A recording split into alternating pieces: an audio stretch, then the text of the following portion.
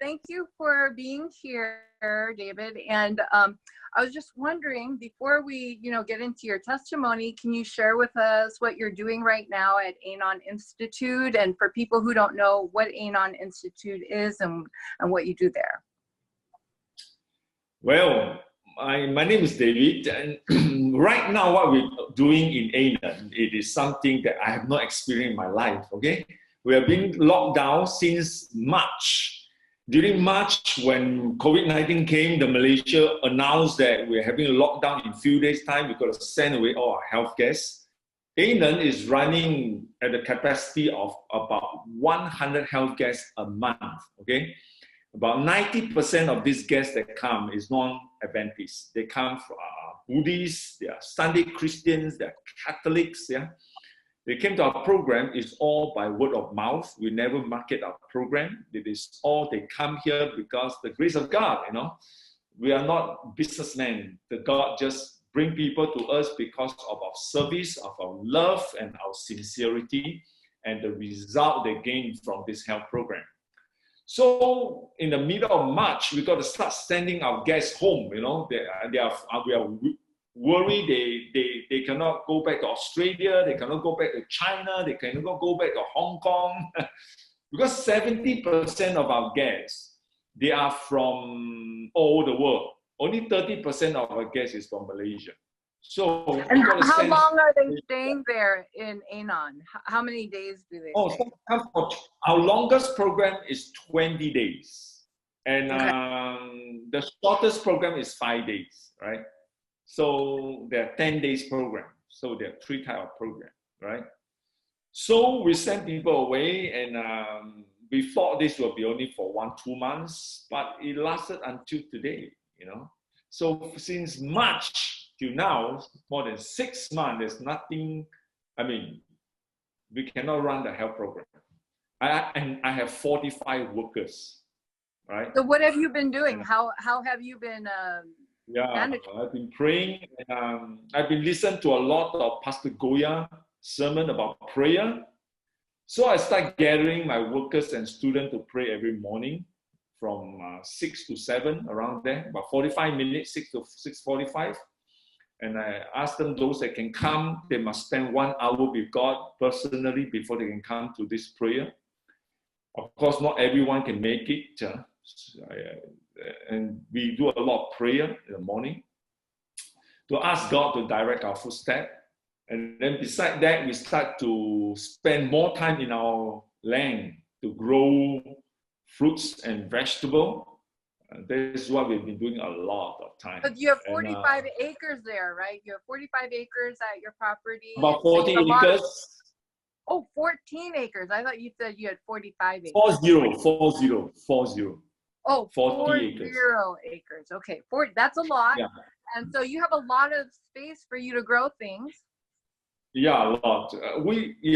So we have been working to plant a lot of bananas, durians, mangosteens, all kind of fruits. And we grow vegetables. We try to provide as much as possible. And so you're not doing that as much before, and now you're doing that a lot more, or were you not doing a lot of agriculture before? We have been doing. I only have 1 or 2 workers working in the farm, so there's not much can be done because this is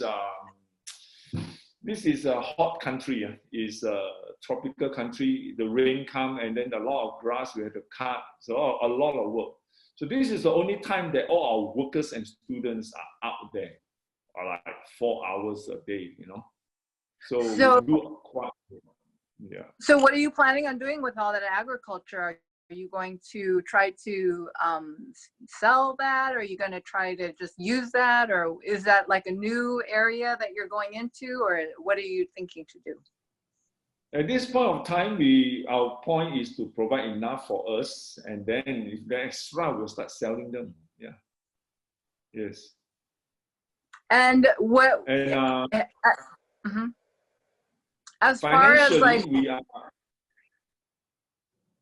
financially, it is not that we do not have enough, but we think that it is time to learn to be more economically and more what do you call, to be more careful, to let the workers to know the urgency of time. So we decided to cut 50% of our salary. Yeah. Wow. We do not know what is, so we do not know what is coming ahead of us. So it is time to reserve. And so this is what we're doing. Yeah. So and we hope, Go ahead. We hope to start our program September 13th, just for the Malaysian.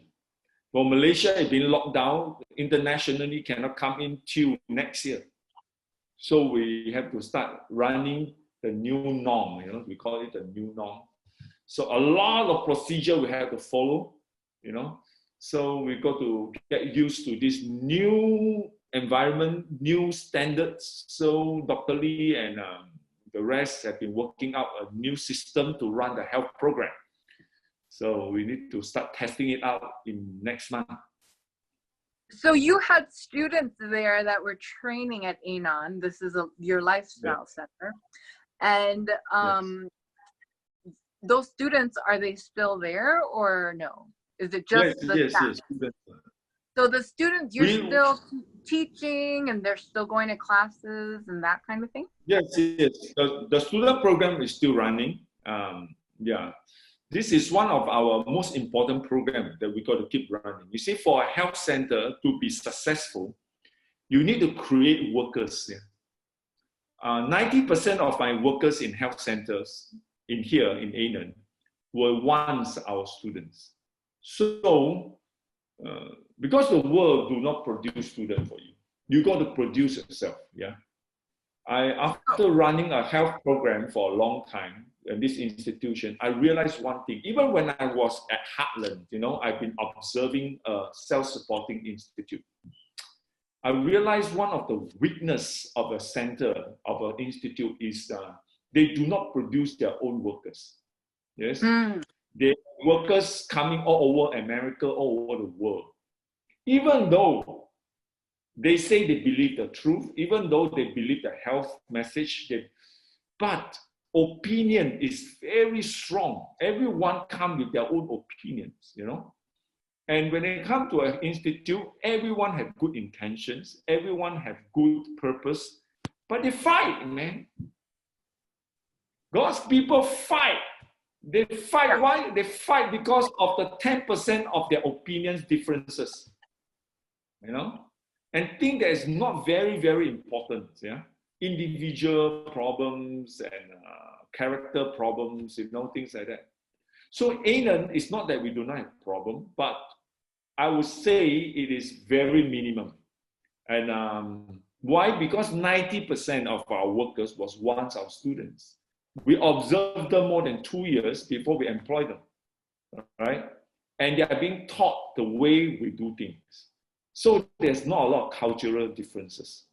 So that's why Aenons, I think God bless us with more unity, is because we were trained, together, and then we live together before they become workers. So training program is one of the most important program for health program. How long is your training program? 2 years. 2 years. Okay. And how long have you been doing your school? Since we start. 1997, 1999, when I established the first small health center, I started training people. Because there's no people know what to do with this kind of lifestyle program, right? So also one reason I wanted to start this program is when I was young, when I was 17 years old, 18 years old, or 16 years old, even though I was in the church, I do not know my directions of life, I don't know what to do with life. I wish that someone can tell me what to do. I was so lost when I was a young man, and my parents don't know what to tell me. And I found out there's a lot of students that went to college, they do not know why they're studying this subject and why are they taking this major, they're changing major to major. There's no direction in life. So I decided that I must run a training program for young people to come. Not necessarily they will become medical missionary to work in the lifestyle center, but the 2 years, my purpose is to make them connected with God. When they're connected with God, they're in the hand of God, then God will tell them what to do. And then they will find directions of life. This is the whole purpose, you know. So that's why I decided even if the one students come to the program, we'll run the program, you know. So sometime in 1990, in 2001, 2002, sometimes we only got one students. But we were doing, and yeah, so thank God. About 20 years, we train maybe 200 young people, and these 200 young people, most of them are doing well. Some of them are pastors now, some of them are doctors now, some of them are nurses, some of them are dietitians. Yeah, at least there's a place for young people to find God. How many students do you take at one time? And now, those days, we can only take maybe 10 students, you know. And now we can take up to maybe 40 students. Wow. Wow. But now we only got about 20 students, yeah. You know, someone was asking in our chat whether you could, I guess they were having difficulty hearing you. So I just want to ask if everybody's able to hear you, and we'll just find out. I can hear you okay, but it seemed like someone was saying that they were having a hard time. So, so, okay, yeah. So I think most people are hearing it okay. So it could be just that one person that's having issues. Okay, well then why don't we do this? That leads us back to, you know, your childhood. And so why don't we talk a little bit about that? I remember I was listening to your testimony today again, just to recap on things. And you said you had come from a large family in Malaysia. You had 11 brothers and sisters. And they weren't Adventist. Yes. I mean, my fifth brother, I had 8 brothers and 2 sisters. More than that, I don't grow up with my brothers and sisters. I grow up with my nephews, you know. I grew up with my nephew. I got many, you see my parents, they have many grandchildren. So I grown up with my nephew that's older than me because my brothers married before I was born, right? And so my mother gave birth, my sister-in-law gave birth together, you know. So we all live in a very big environment. When my parents passed away, they have more than 70 children, grandchildren, and great-grandchildren, right? 70. Yes. So me, I'm already a great-grand-uncle, right? I'm already on my 3rd generation, and most likely I will face my 4th generation, the 5th generation if Jesus don't come. So it's big environments. We grow up not being cared for much, right? The parents just make sure they have food to eat. But to make the long story short is that I don't study, I have a bad life, I smoked when I was 10 years old, I fight in a gangster, there's no life for me, right? I eat a lot, I was very fat, there's no directions of life. I hate the life, I do not know what to do with life. Everyone look at me, they think that my life will ring forever. And but God was good to me. I remember you told the story in Audioverse where you said that I think it was like 4th grade or something like that. You came home and you were so excited because you were like 44th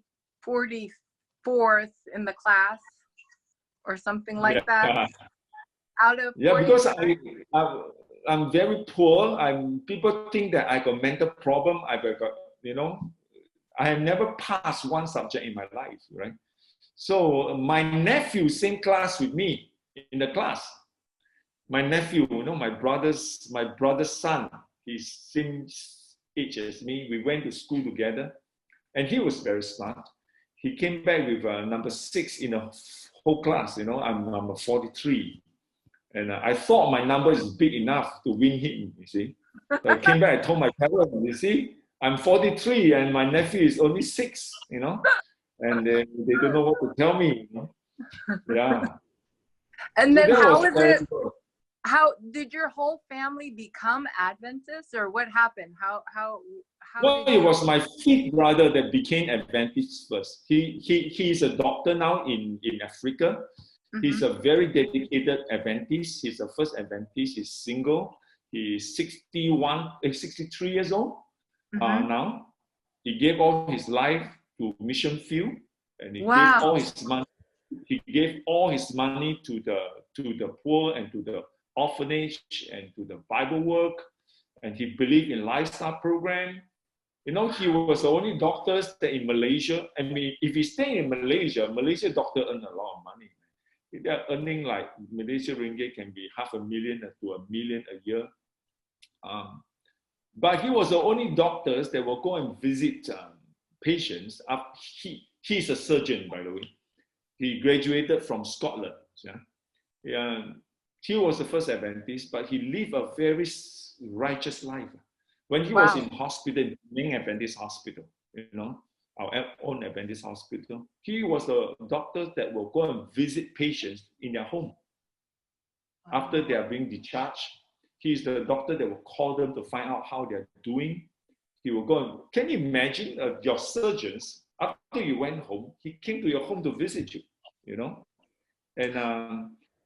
And he will see the patients that are not well. He will go back to make juices, you know, to bring for them. And so he believes in lifestyle too, even though he's yeah. Everywhere he went to Zambia, he went to Malawi, he went to Nigeria, now he's in Uganda. Everywhere he went, he will set up a lifestyle center there. He will train people there. Yeah. And then the hospital will have the conventional and the lifestyle program. Yeah. Wow. So he's in Africa. He is in Uganda, yes.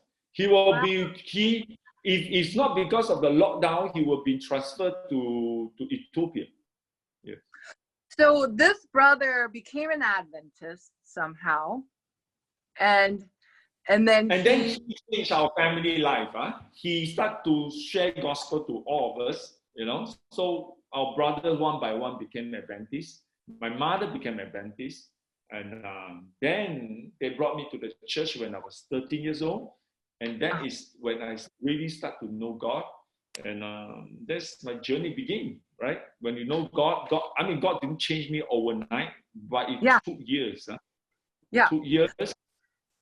Yeah. So when you started going to church, you said that everybody was so smart and you felt so out of place because you couldn't pass things and that kind of thing, you know. And it's really amazing. You were saying, you know, you hardly passed the test for you to keep going in, what was it, high school even? Yeah, on my third years of high school, we got to take a national exam. The national exam, if you fail your national language, you will fail. You cannot continue with high school on the last 2 years. I know I will fail forever, you know, there's no way I can pass the national language. So I pray. When people study, I pray. I can only know how to pray. I don't know how to study. I look at the book, I don't understand. So I pray. When I took the exam, I prayed and asked God to take the exam for me, you know. So to make the long story short, I passed. That was the first exam you passed, right? Isn't that like the first exam you passed? Because you said that you always failed all your tests. Oh no, when I start entering to my high school, I will pass some subject, not like you in a high school, the first 3 years, you study like 10 subjects, right? I maybe will just pass 1, 2 subjects. The other 8 will all fail, right? But the most important subject is the Malay, you know, so I passed. So I can enter in, I will continue to my high school. When I finished my high school, my result was not good. I cannot go anywhere. I don't know what to do. And that's why I went into studying music. Because in the church, I like to play guitar. So I started to learn guitar. And then And it was until I was praying for a new work. I don't want to play music all my life. So that was when, if you know Sebastian Tay, he 1989, he came back. So I asked him, what do you want to do? He said he want to start medical missionary work. I said, medical missionary? What is that? So he said, can you help me? I said, I'm very stupid, I don't know anything. He said, it's okay, we can start together. That's how I started in 1989. Sebastian, that time, he don't know much also. He only went to Thomas Jackson's or Manuel Wilson for 3 months, He came back and he started to do that.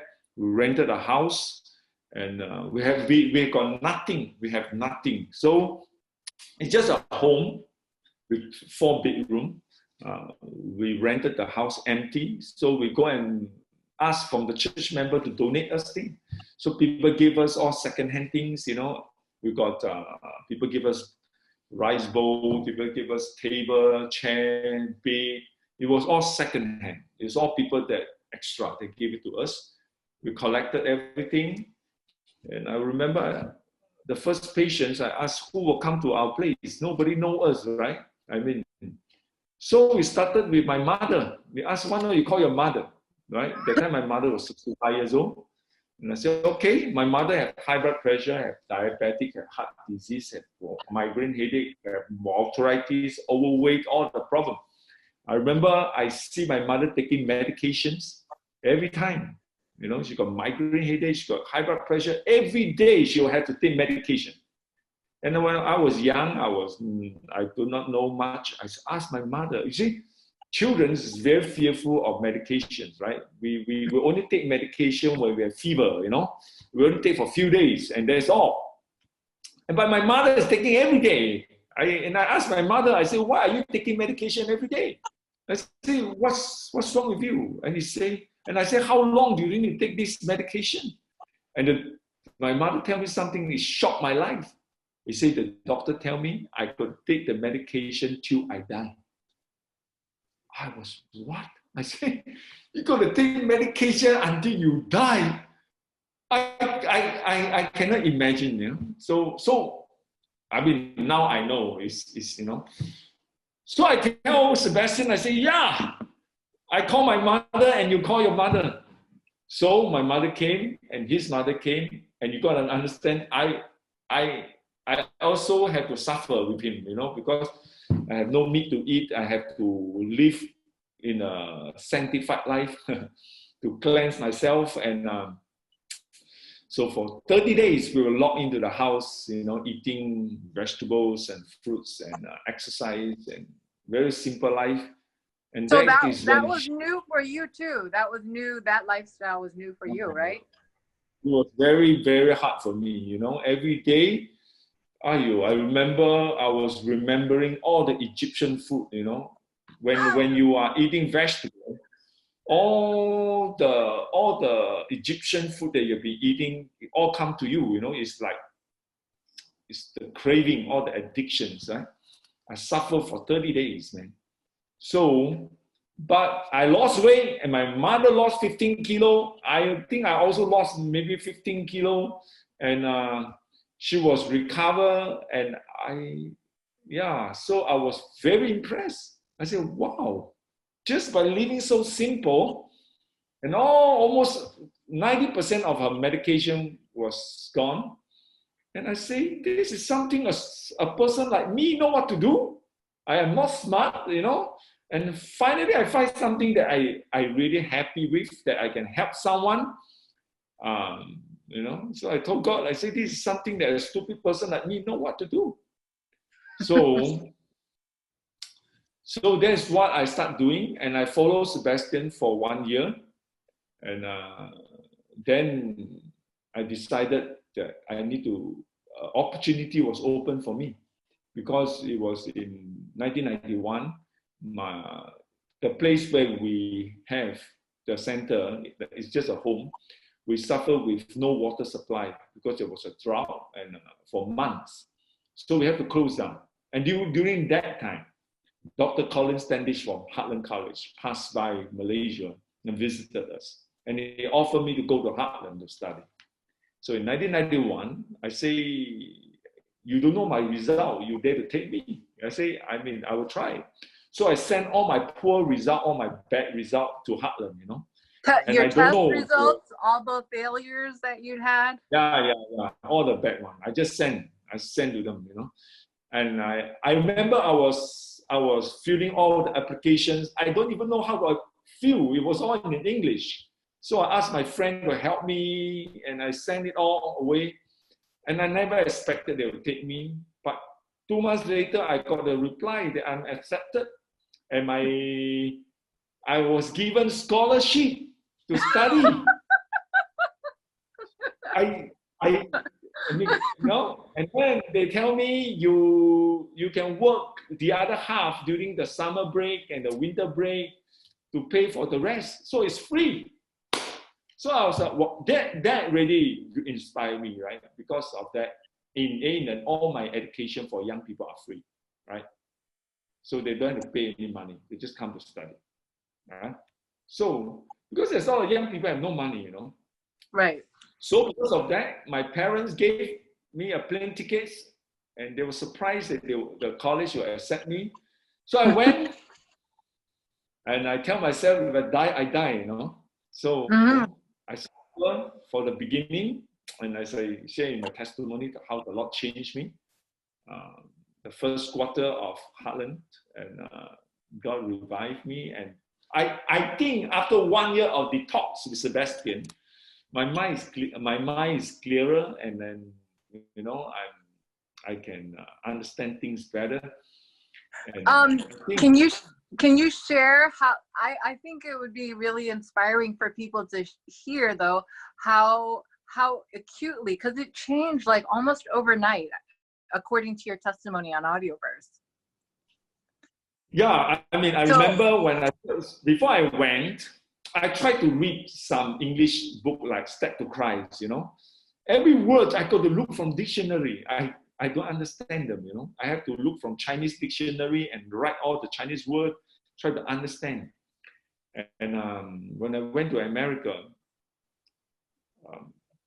they know my academic performance in the past is very poor, and my English is very bad. So I remember the day of registrations, the teachers look at me, look at my past, they say, David, your English is very poor, and your past academic performance is very poor. You say, this quarter, you just take one class and you try. But you know, Chinese, I know, whatever class I take, I don't have to pay any money, you know, because it's all free, you see. So I say, why not I try all the classes? Because I haven't seen the book. I don't know how thick the book, I don't know how. I just know it's free. I should take all the classes, no problem, you know. So I tell her name is Miss Hennis. I do not know you know her. She's a nurse in profession. So I told her, I want to take all the classes. And she said, no. She said, you will fail. She tell me straight, I will fail. I said, don't worry, just let me take. I tried to persuade her for more than 5 minutes. And she keep telling me it is impossible for me to take all the classes. And she keep telling me if I do that, I will fail. I dare not say it out, you know, because it was in my heart. I was thinking, what's the big deal if I fail? To them, it's like you cannot fail, you know. Me, all my life, I fail all the time. I said, what's the big deal if I fail, right? So finally, she said, you want to take all the classes, you got to ask the president, Dr. Standish, to have special approval.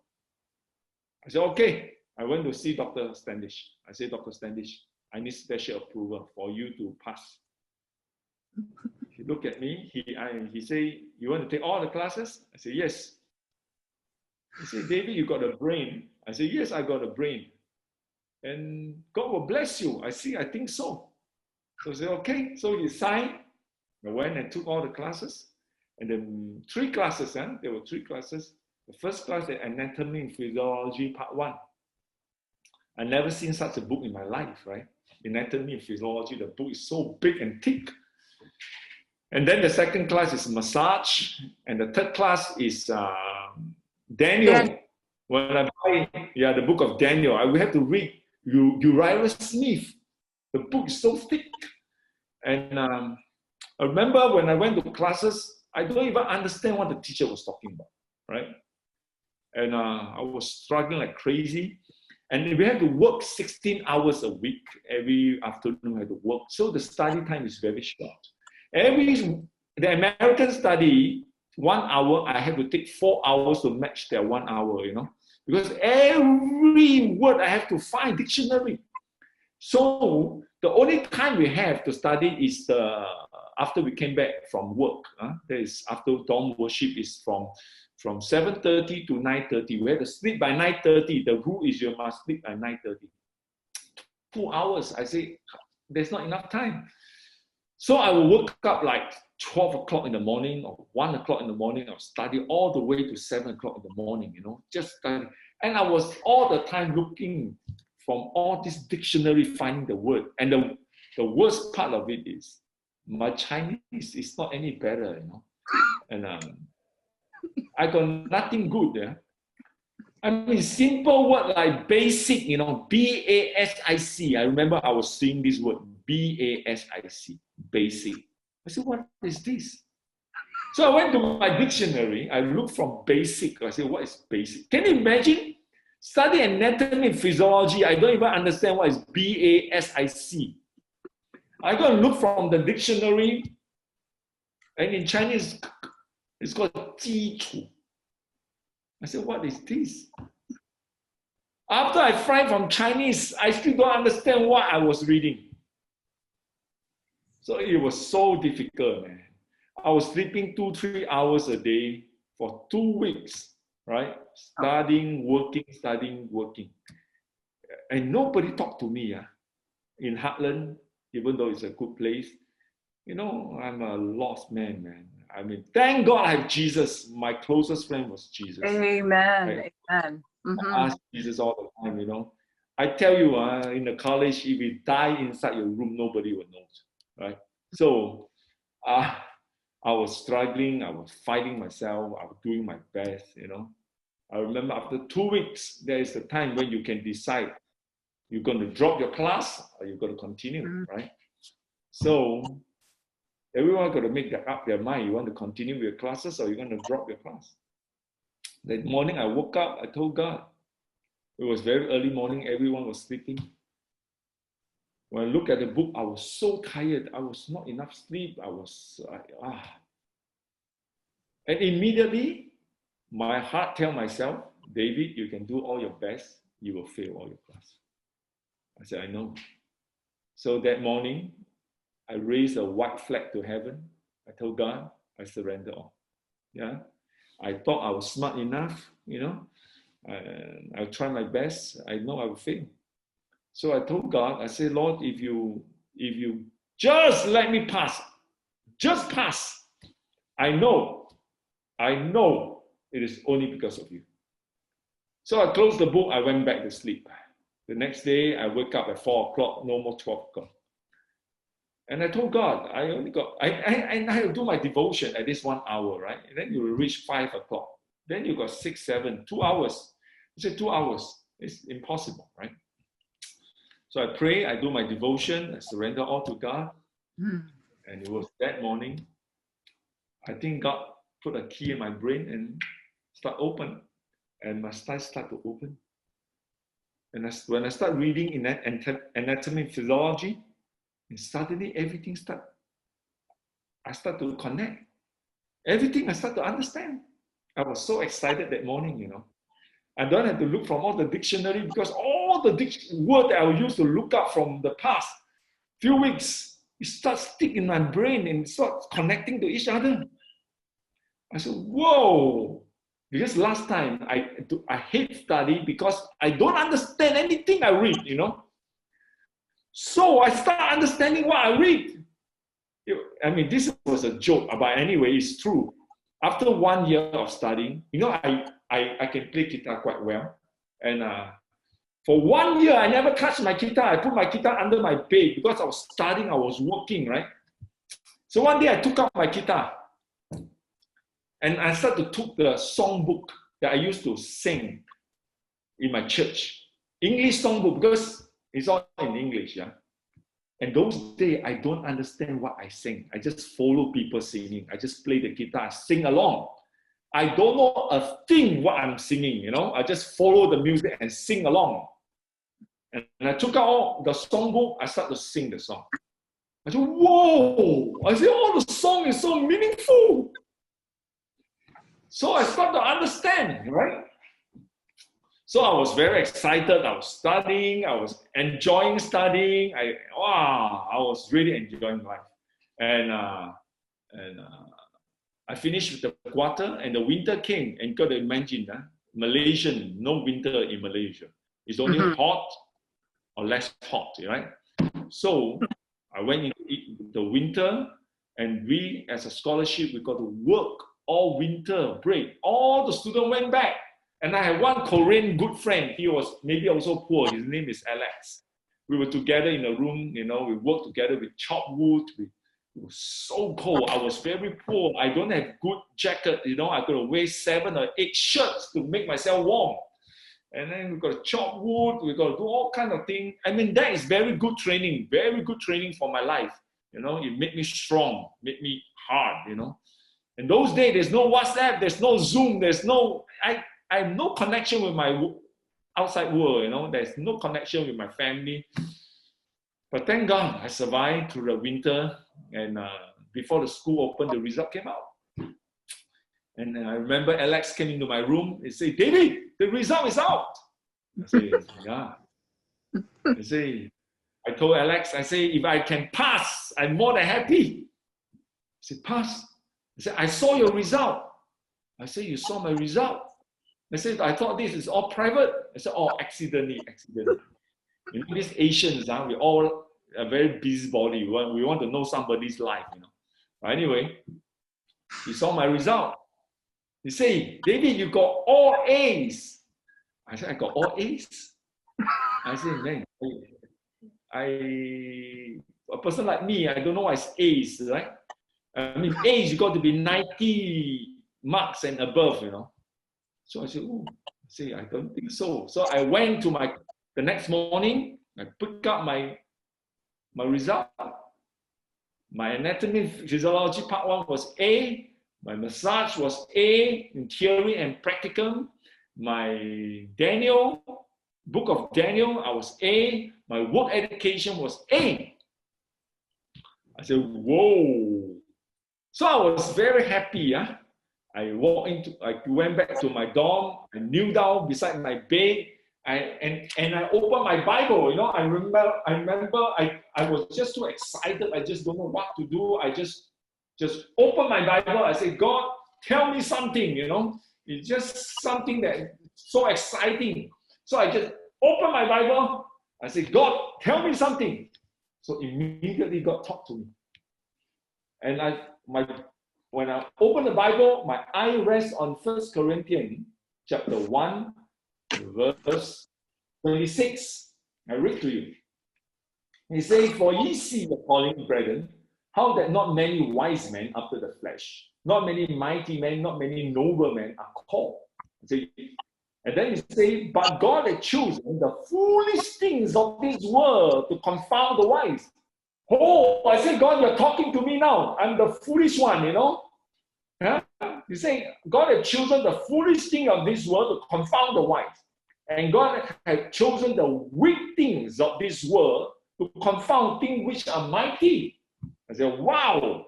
And base things of this world, things which are despised, had God chosen.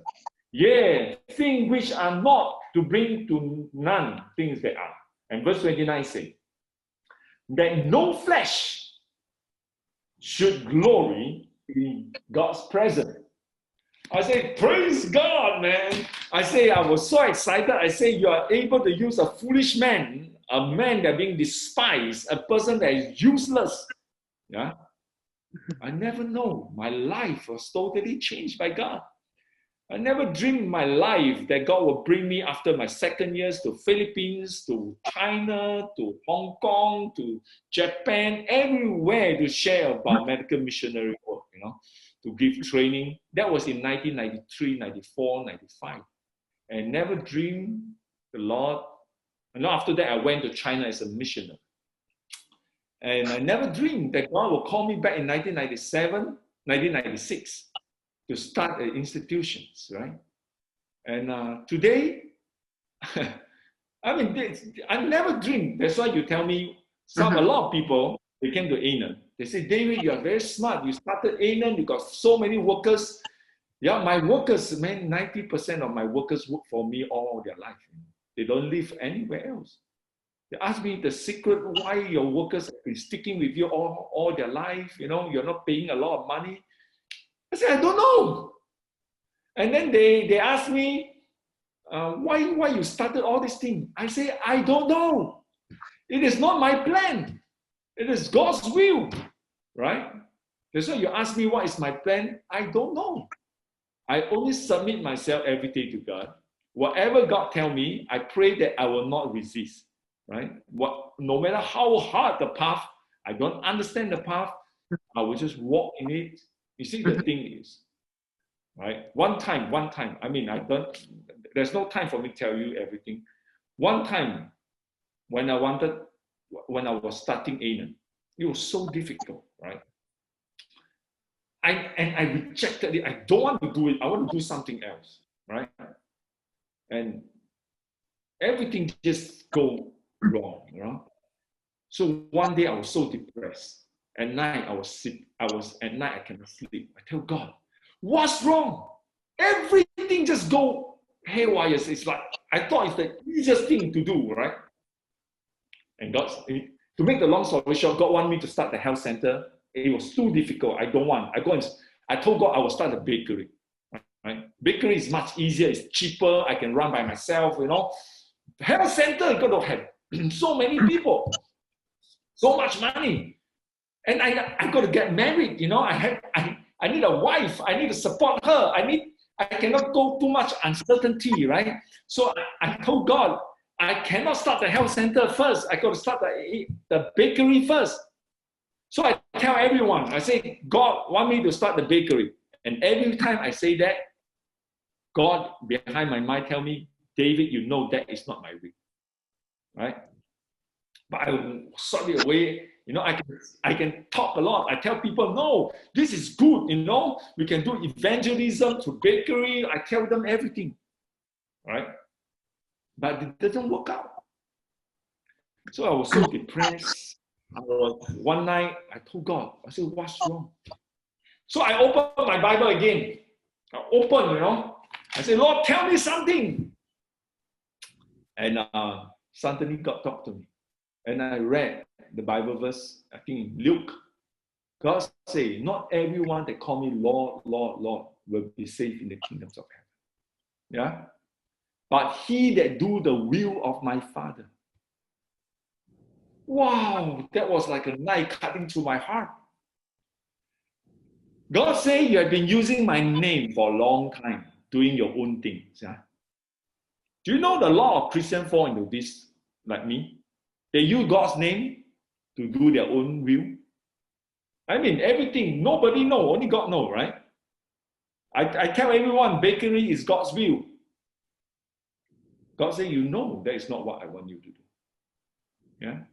Not everyone that use my name will go to heaven, but only those that do the will of my Father. It's okay, Lord.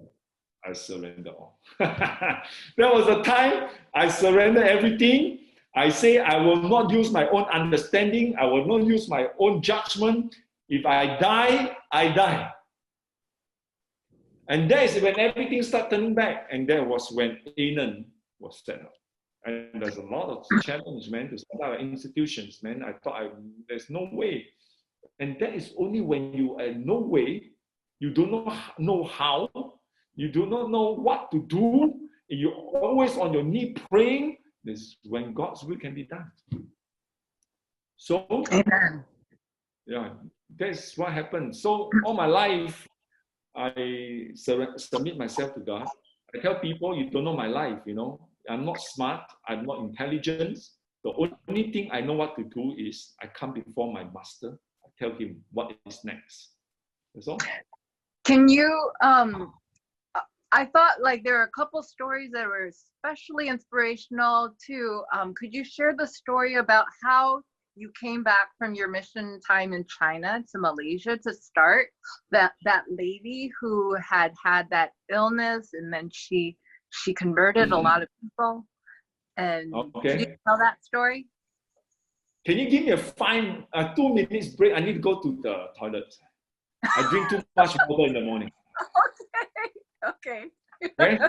2 minutes, I'll be back. Okay. Okay.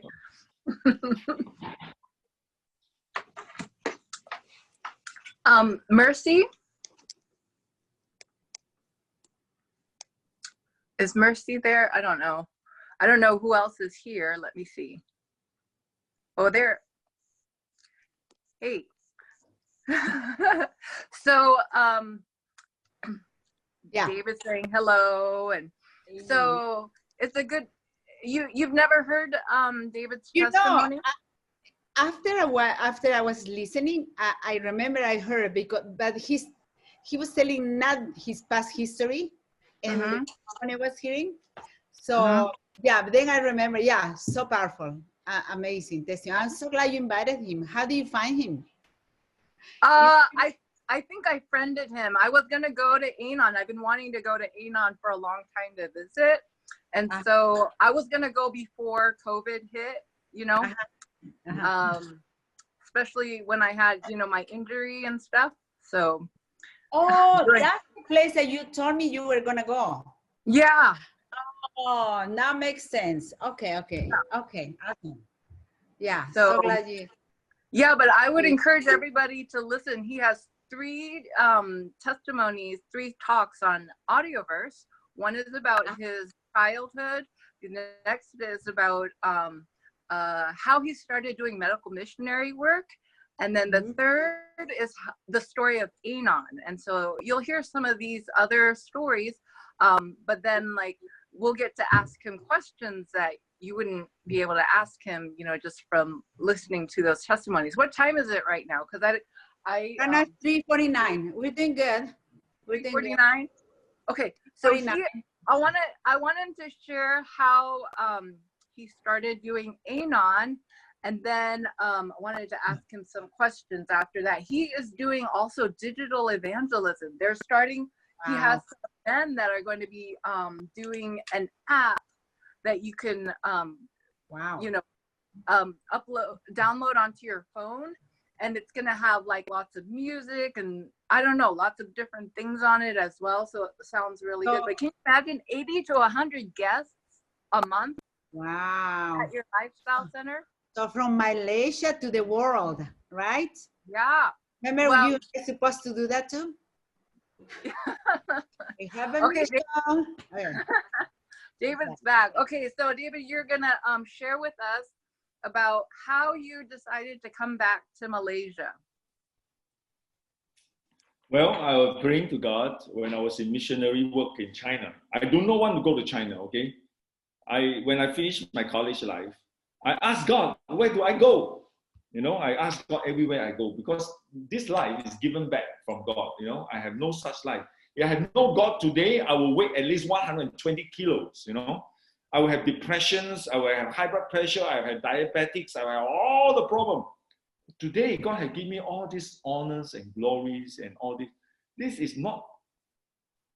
I have to be faithful. You know, I have to ask God in every step of my life. I cannot just let go. You know. So I asked God, I said, God, I finished my college. What do you want me to do next? Stay in America?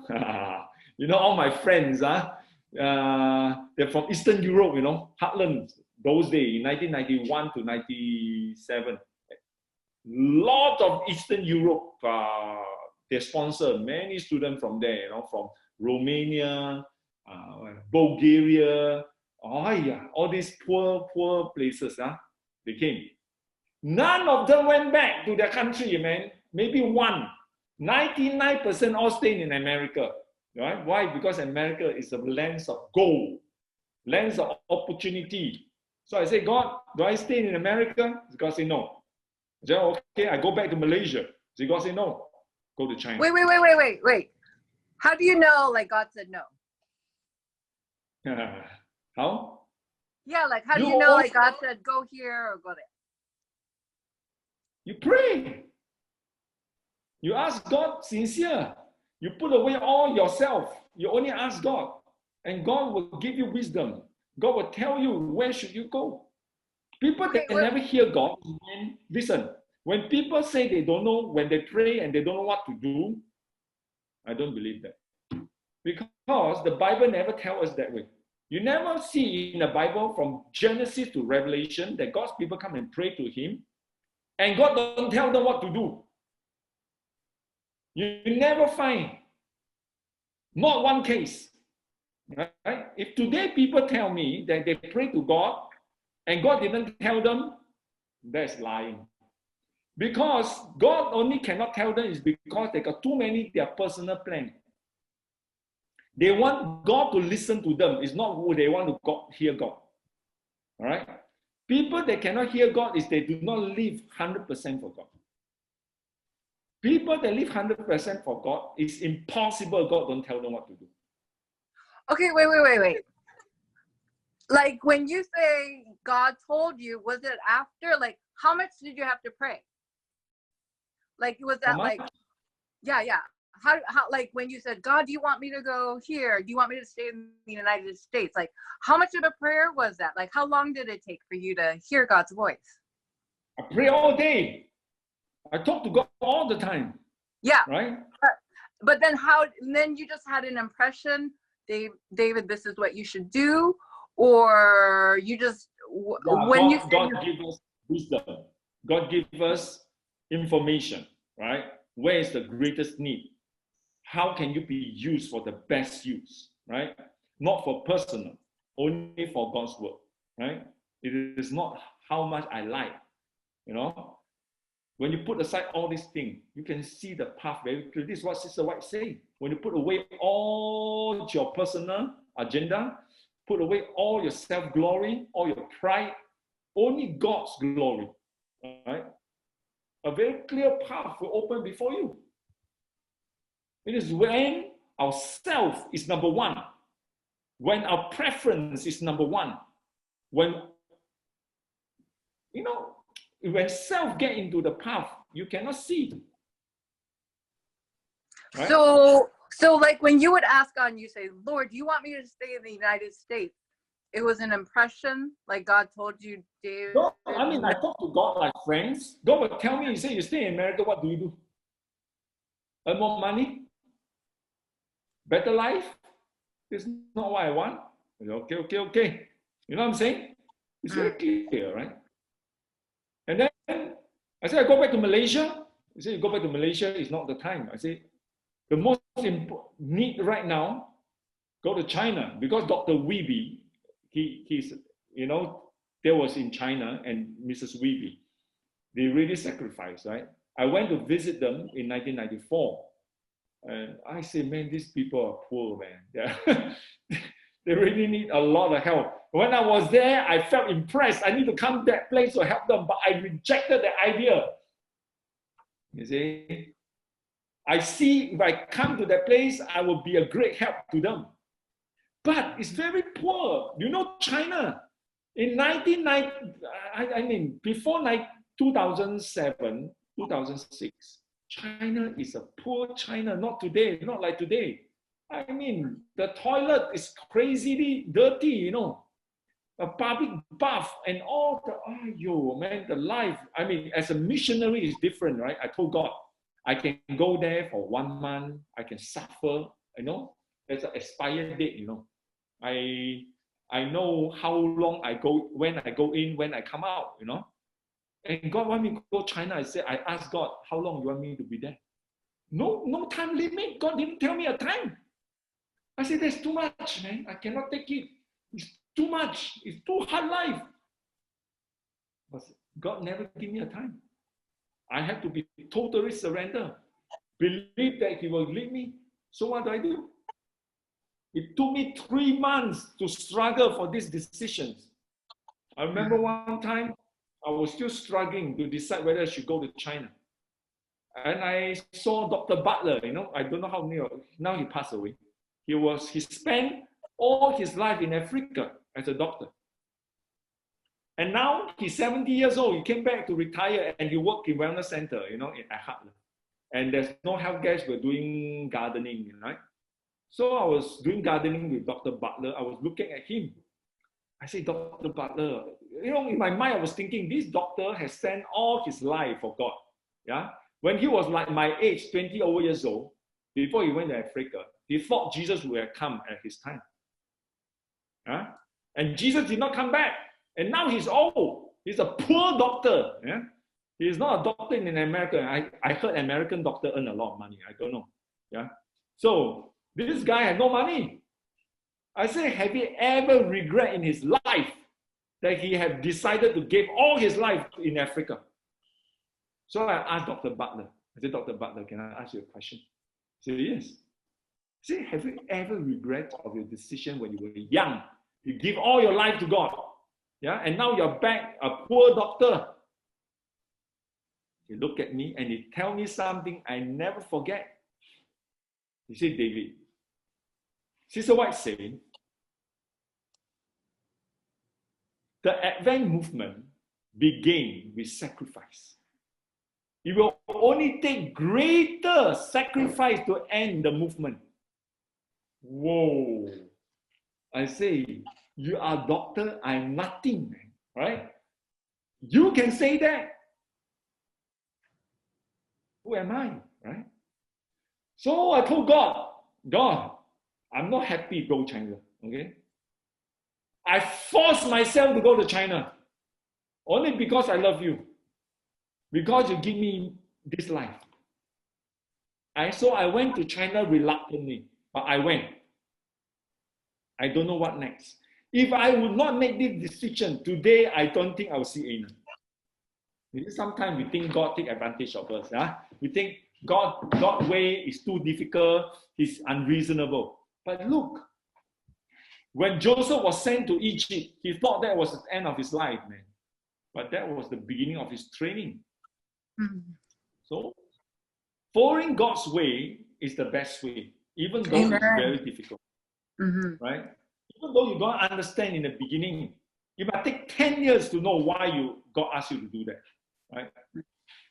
But the result is only the best, not the better. So I went to China. I remember every day when I was in China, this place where Dr. Wiebe is 3 hours away from Beijing. It's nobody's day. It's all mountains, It's a very poor building built by the Russians in the 1960s.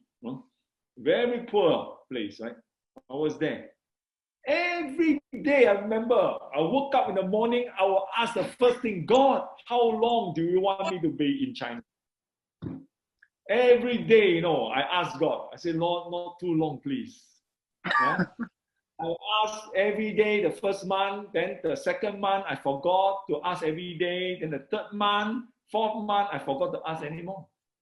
I got used to China life. Yeah, everything was smooth. I was helping so many people, inspiring so many young people. I was translating for Dr. Wiebe. We became best of friends. We exercised together. We helped so many people. Until after close to 1 year, I said, God, that's not too bad. I got used to China life. So I said, God, I was 25 years old at that time. I said, God, it's time for me to find a wife, right? I said, should I get a China wife? So I was praying for China wife. So when I start praying for China wife, God get excited. God worry, God says it's time to go home.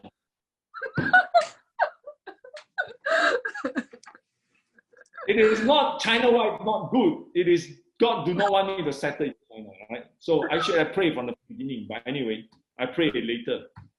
When I asked for China wife, it was the time for God to ask go back. Yeah. How do I know I need to go back? One day I was in the in the afternoon, everyone was sleeping. In China, everyone sleep in the afternoon, right? They take a nap. I was walking around, and there was this lady, 60 over years old, a Bible worker. We met, and she started talking to me. She said, David, it was a great encouragement. We came here, we learned so much about health. Now I can go back to tell my church member, it is not just about prayer. You know, they only go by prayer. They don't know about health message. So now I know how to go back to teach my church member to eat healthy, to live healthy, right? And then she shared with me, she said, 3 years ago, I almost died. I said, why? She said, I got colon cancer, I got high blood pressure, I got diabetic, I was overweight. The doctor said I will die soon. I was lying on my bed, I was having great pain. So this lady told me, I prayed then. I told God, if you heal me, I will share the gospel. I will go and tell Jesus to everyone. She was 60 over years old, and she can pray that. I was thinking, the Bible says, remember God in your youthful days, not when you're old. But God respected her prayer. She said after 1 week, she don't know whether she's well or not. She feel better. She start going out to tell people about Jesus. 3 years, she brought more than 3,000 people to the church. Wow, I was like, man, this is incredible, right? Then after we talked for a while, she said, David, can I ask you one question? I said, what question you want to ask? He said, how many health centers you have in Malaysia? I said, how many health centers?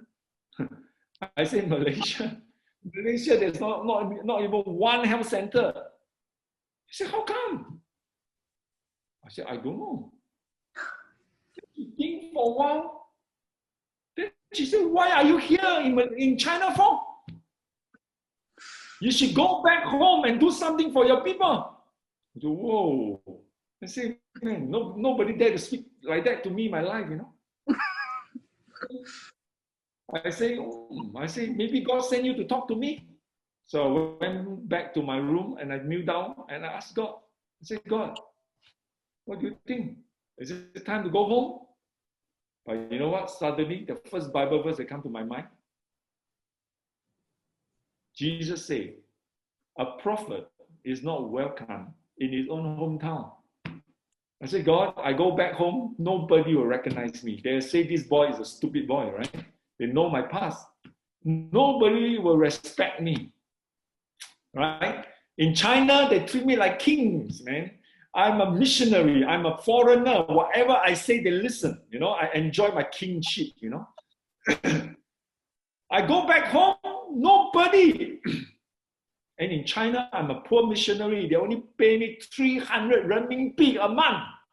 That's a very little money, I said, God, you can pay me 3,000 in Malaysia and nobody will listen to me. So I challenged God. I said, Lord, if you give me the people, you give me the money, you give me a wife, I will go back to Malaysia. So I went back to Malaysia in 1997 to test. In 1996, end of 1996. Make the long story short, it's too long a story, right? And God started providing me the people, provide me the money, provide me a wife, with everything in 1 to 2 months. So I know God's will. So I came back to Malaysia and started Aenon. Okay, so this is, they can hear the details of how this happened, but it happened in a 1 month period of time that you got Dr. Lee and his wife, and then you got your wife. And from the way that it sounded on your testimony, it sounded like you got your wife in a week. No. This wife, I know her when we were 13 years old. We went to church. Right? She was also in the church. Because the way it sounded in the testimony, it was like, in 1 week you went and saw Dr. Lee, and they were like, okay, David, we think that this is what God wants us to do. And then you said, and then I found my wife, and I was like, how did that happen in a week? No. I know her when she was 13 years old. in a church. Mm-hmm. Honestly, I fall in love with her when I was 13 years old. Okay? But I was a stupid boy. She is smart, right? Mm. There's no chance. There's no chance. I'm going after her. She think I'm crazy, you know. I mean, you know, young puppy love, you know, that kind of passions, right? For all my life, right? I'm trying to go after her, but there's no chance. Then she went to study. She went to Australia, Avondale, to study her nursing, you know. I say, bye-bye. There's no chance anymore, right? No chance. I went to Heartland. So everything, and when I was at Heartland, there is a rule that you cannot have relationship when you were studying in college, right? Even if you have relationship, the college want you to stop it. So I think that was good so that I can concentrate my study. So I was training myself, and lo and behold, when I came back from Malaysia, she was still single. Oh, when you came back from China to Malaysia, right? I mean, I came back from China, right? She was still single, working in a hospital, and she was running the wellness program for the hospital, right? Did you know that when you went to that hospital? Because according to the testimony, you went to the hospital there in Malaysia when you got back from China to look for people to help you start this lifestyle center and money, and also for a wife. So did you know that your wife, that woman, the girl that you had fallen in love with at 13, did you know that she was working at that hospital? Oh yeah, I know she working in a hospital, but we have no communication for. You hadn't communicated with her, but you kind of knew she was there. I know, yeah, because she was sponsored by the hospital to the Australia to study, you know, and we came back, and I know she have a lot of admirer, and you know, I stopped thinking because I got no chance left, you know. I only tell God, give me. Happen? I want to know, like, how did that happen that you met up with her again at the hospital? I went back to the hospital. I tell her about my life, how God had changed me. You know, remember when she was 20 years old, she went to the hospital to get her nursing training, and she was older than me by 1 year. I was 19 years old. I wrote my first letter to her. I mean, those days you only write letter. There's no WhatsApp, right? She can't understand what I was writing.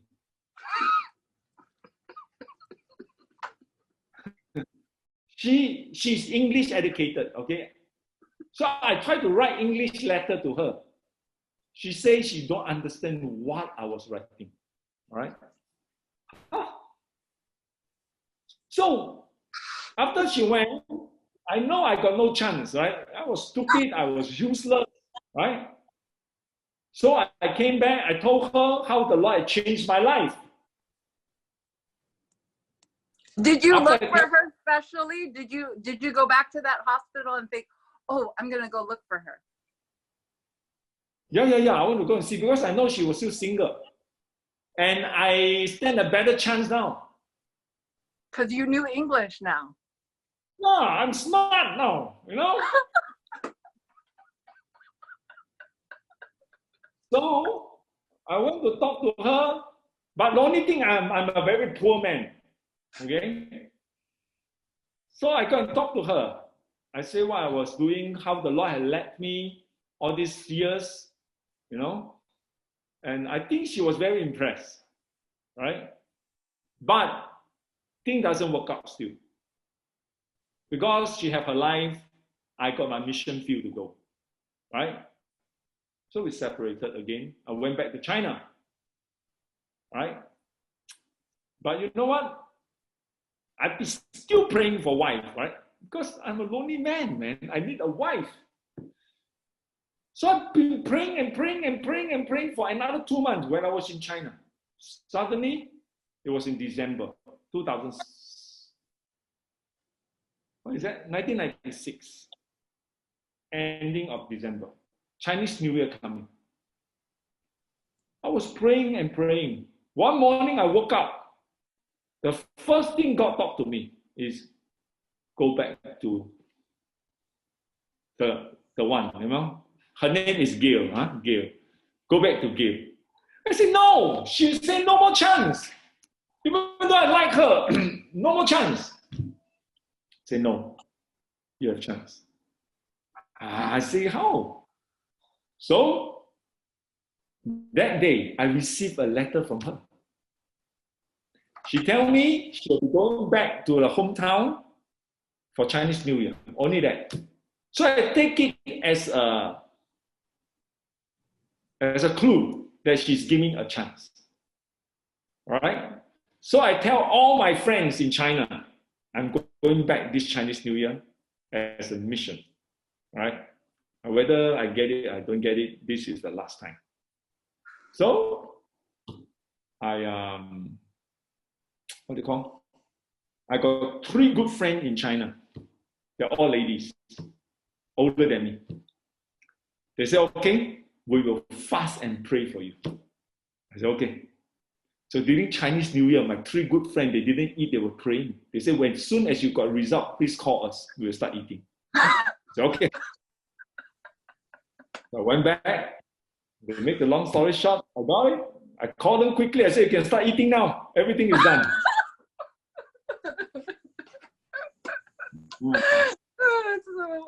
Now here is the morning break. Huh? I will show you about Aenon's scenery because I think there's a sun. I will walk up from this.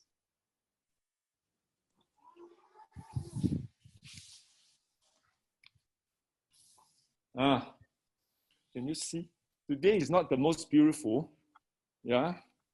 This is Aenon's, when you walk up from the health center, this is Aenon. Can you see Aenon's? Yes. Let me see. If I can. This is a scenery, Oh, it's you know. beautiful. Beautiful. Let me walk up a bit more. Yeah, this is series. You see, this It's is gorgeous. all the scenery happening for you to see. Yeah. Yeah. Yeah. So this is health center. Beautiful. This, yeah. Yeah. So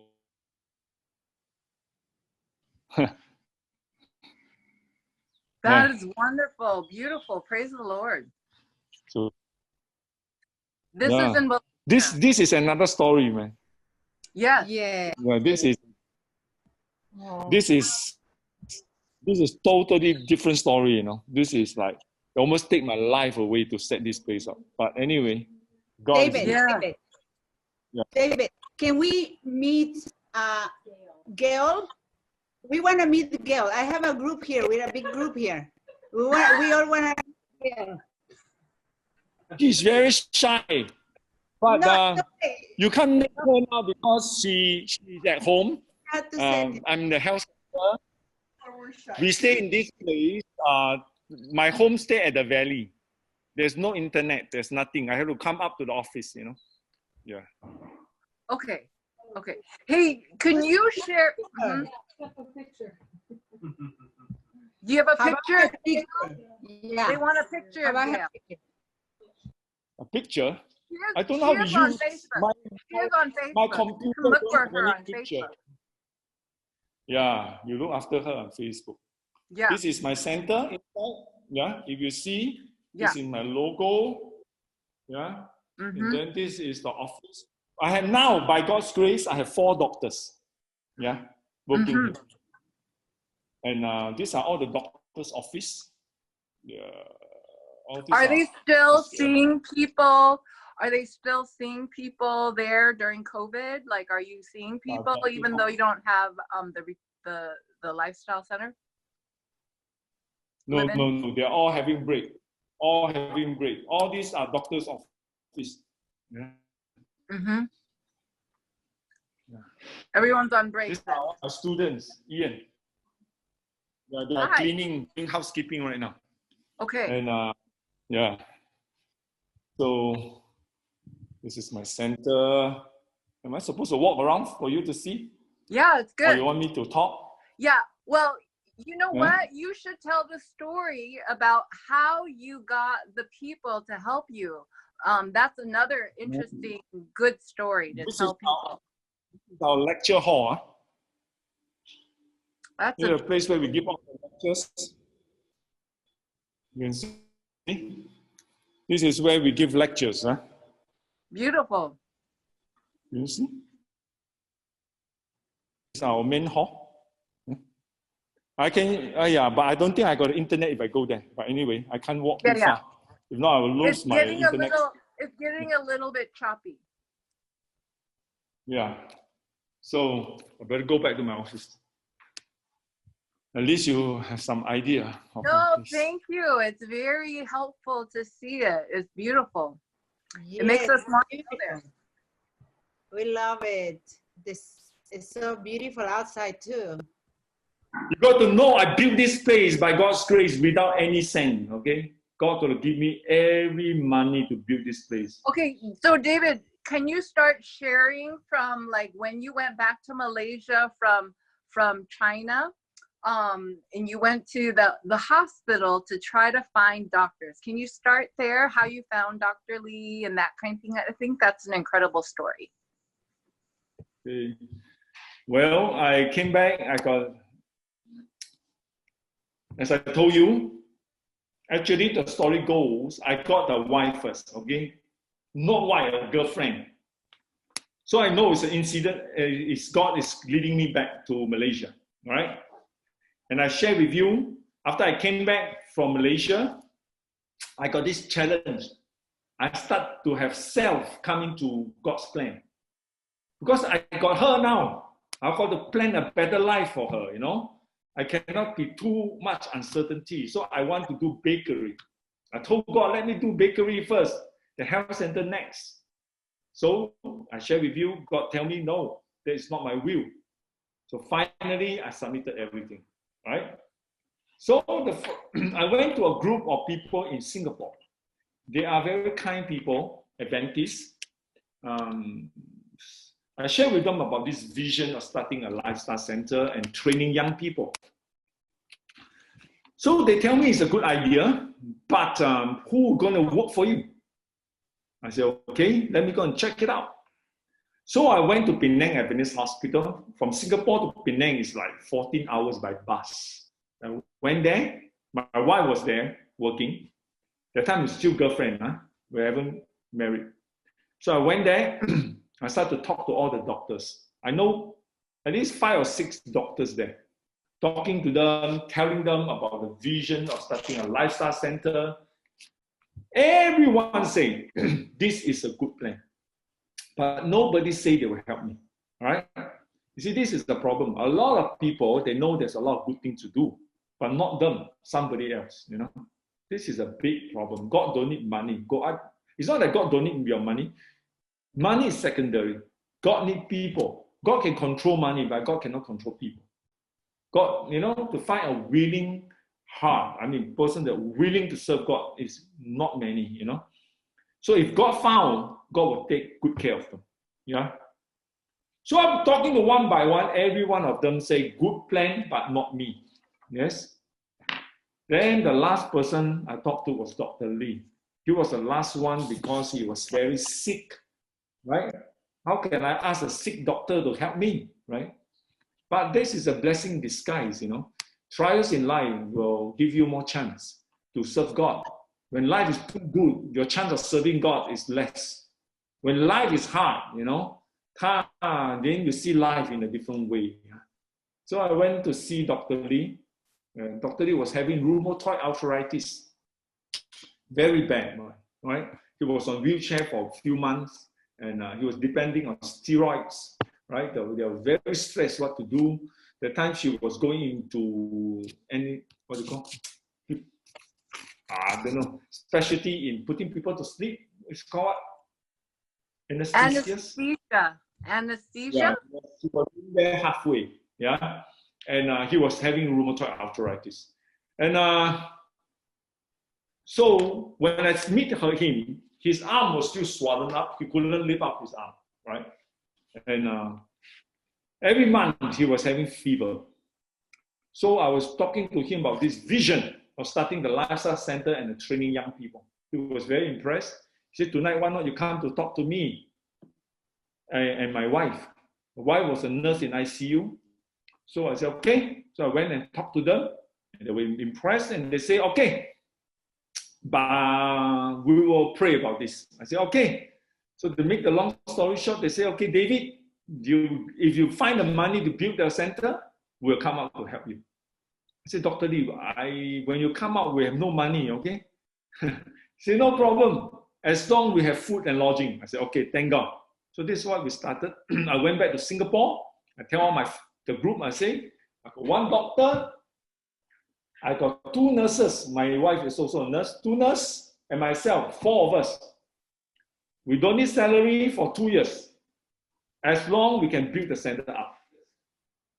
As long as we got food and lodging, that's good enough. So they say, that's great. In 1 week time, you find a doctor and 2 nurses, right? They say, oh yeah.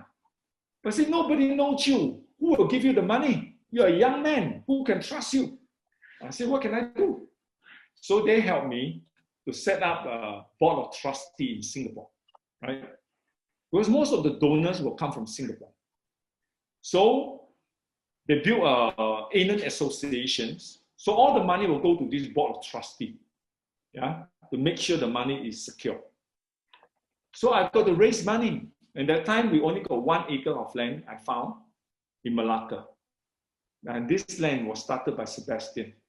And he gave up because it was too difficult to do. And the land was in ruin.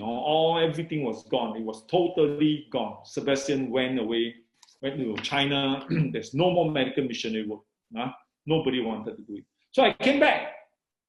I looked at the land, and I had to buy from him, not him, from his sister.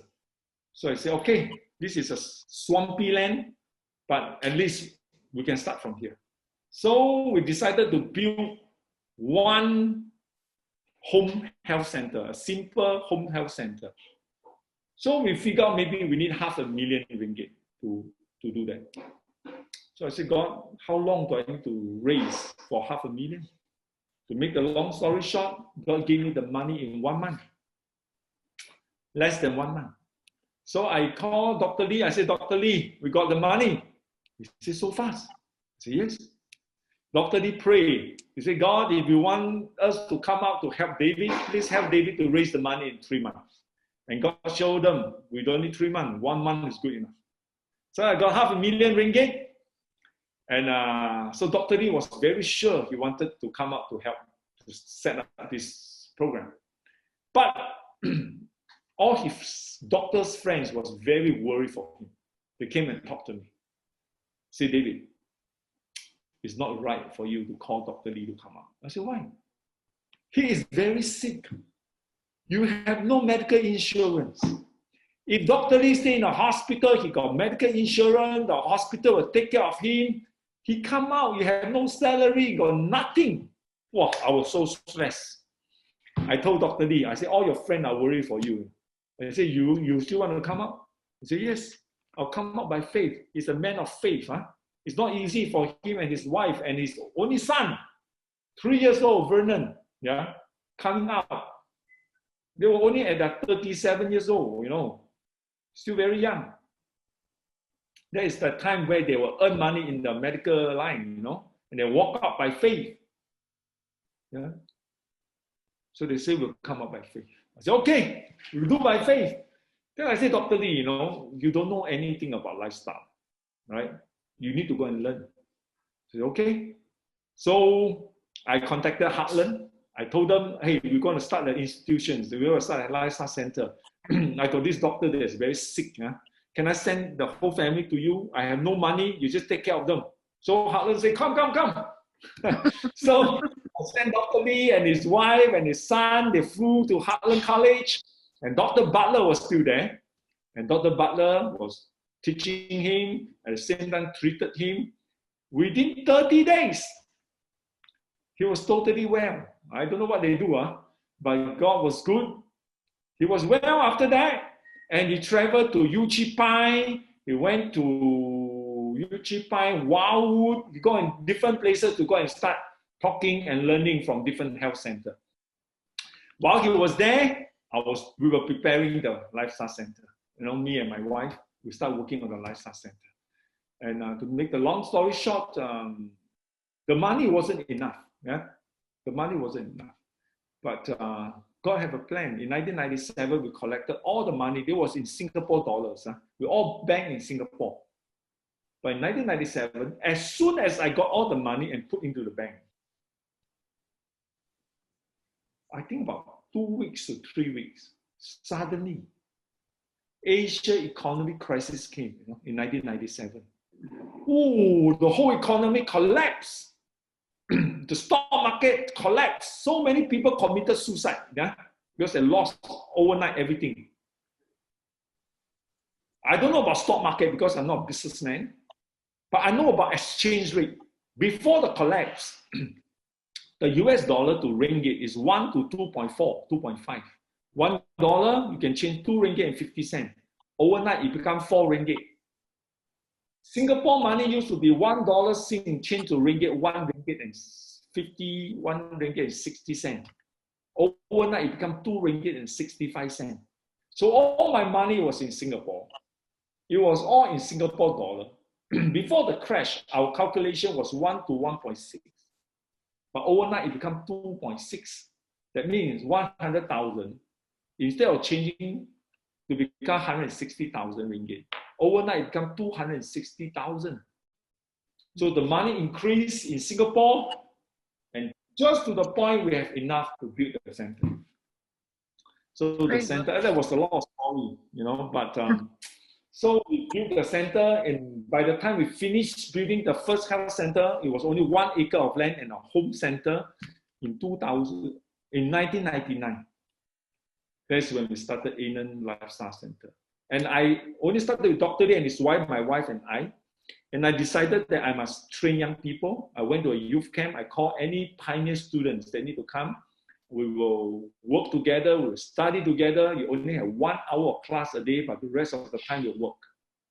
So I got 5 students came. Yeah. 3 ladies and 2 men, they came. So 5 students, 4 workers. That's how we started Aenon in 1999. Wow. Did you, okay, this is like a logistic thing. Did you have the students pay tuition or that kind of thing to come, or No, was it? they're all free of charge. You see, when we run this program, the parents don't want them to do that because there is no future for them in their eyes, They want them to go to college, all this. No, most of the parents will not support them to come to our place. So we let them come to study for free. At the same time, they go to work. They work like 25 hours or 26 hours a week. When they work, when you say they work, what do you mean by work? What do they do? They do all the housekeeping. They do all the farming, the cleaning. And then when we train them, they become therapists, We teach them massage, they massage the guests, And they do all the work, cooking, everything. So in Malaysia, is it not as, because in the United States, it's like you can't do massage unless you are a certified massage therapist and all that kind of stuff. In Malaysia, it's not like that.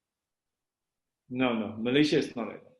Malaysia is free. America is not a free country. People say America is a free country. No, man. The US will soon become a dragon. Mm-hmm. Yeah. So Malaysia is a lot easier to do medical missionary work in a lot of ways. So your students, how do they learn? You're saying they do class for 1 hour, or is it different now? Oh, now different. Now we have 4 hours of classes a day. And all our credits are recognized by Taiwan Adventist College, TAC, Taiwan Adventist College. They came and recognize all our credits, and they can study here 2 years. They can go to Taiwan to finish at the college another 2 years with a degree on health promotion. What are they studying there for 2 years? Can you tell me the classes that they take? they study health about 60%, Bible about 40%. Health such like anatomy, physiology, nutrition, disease management, hydrotherapy, massage, what else? Simple remedies, cooking, baking, yeah. Bible, you have basic class like Daniel, Revelation, righteousness by faith, fundamental belief, homiletics, and different things like that. Yeah. And I think I read that you also had started a restaurant there in Malaysia.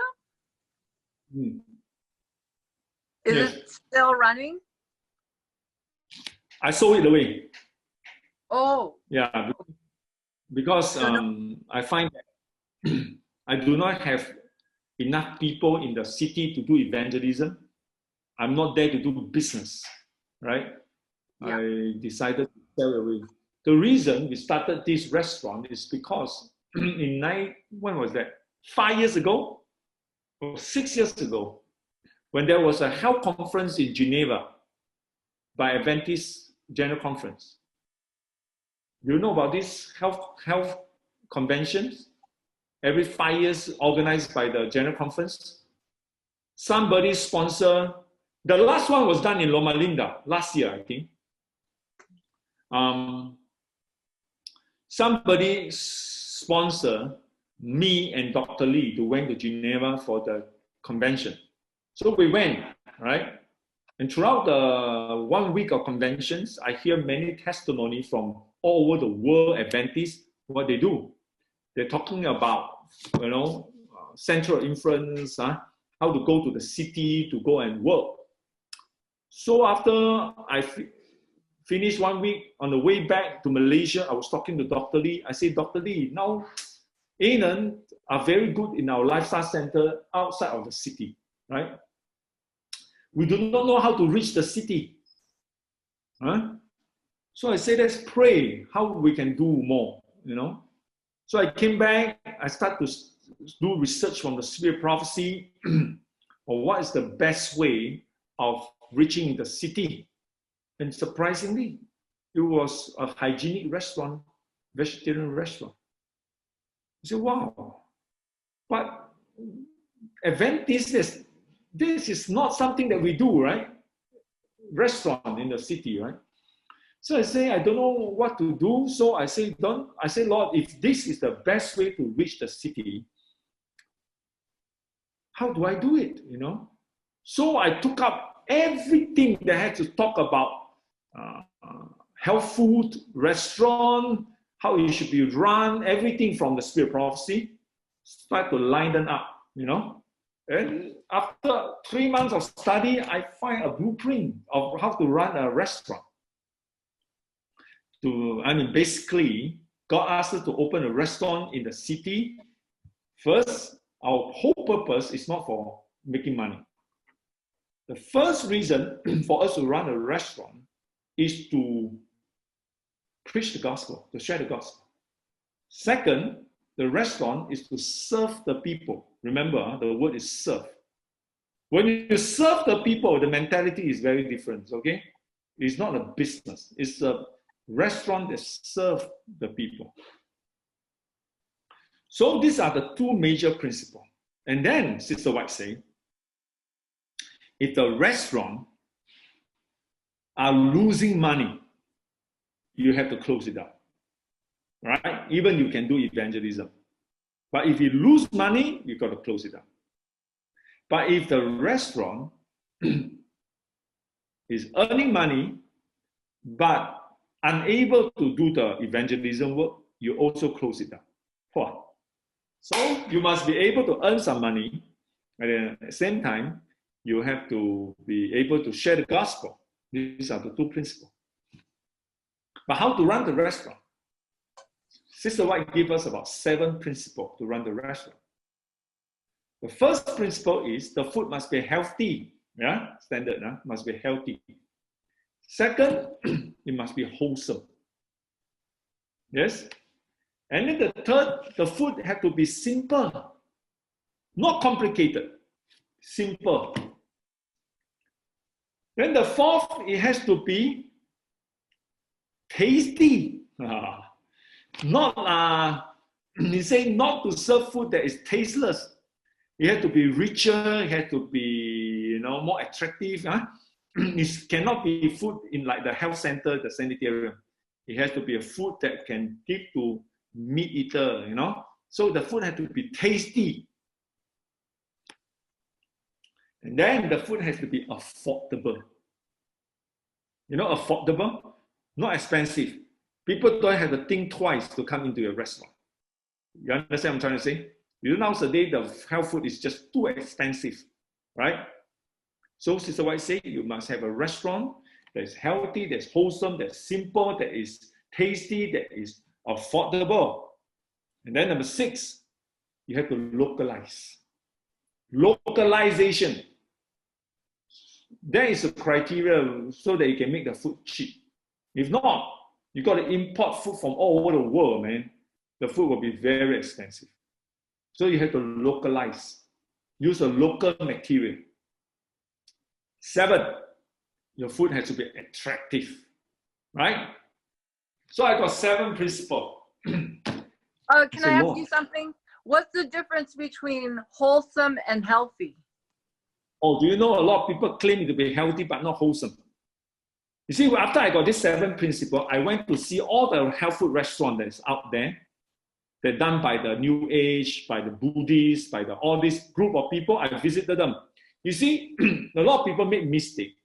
When they want to do a restaurant, they go and visit the worldly restaurant first before they know what is God's blueprint.